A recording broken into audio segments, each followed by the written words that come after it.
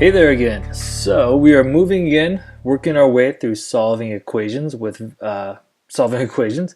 And now we're going to get into what if we have variables on both sides. So a lot of times there's problems or situations we set up where you have a variable on both sides of the equation.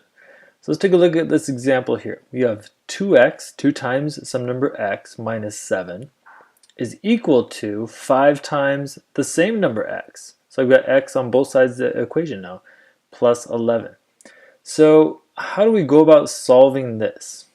Well, my goal is still to solve.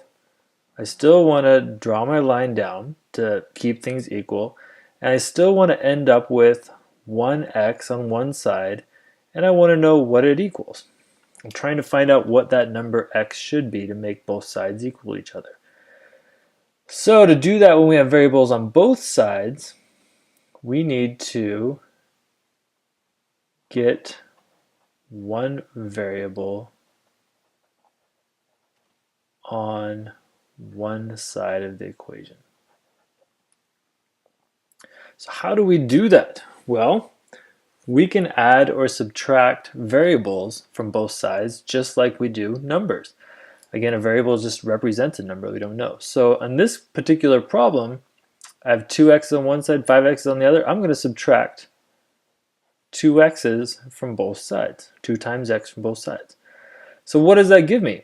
Well, I got positive 2x minus 2x.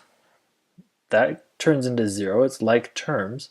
So I end up with just negative 7. Make sure we don't lose that negative sign right there. Is equal to, now what's 5x subtracted 2x? Those are like terms. They leave with just 3x. So I have 3x plus 11. All right, well now we've got something familiar. We've got a two-step equation here, right? So subtract 11 from both sides.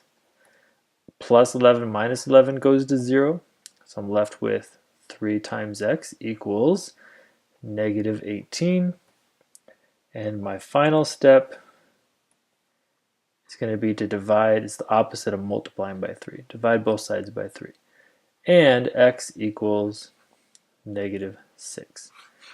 All right, there's my solution. There's a good example of variables on both sides and how to solve and work that out.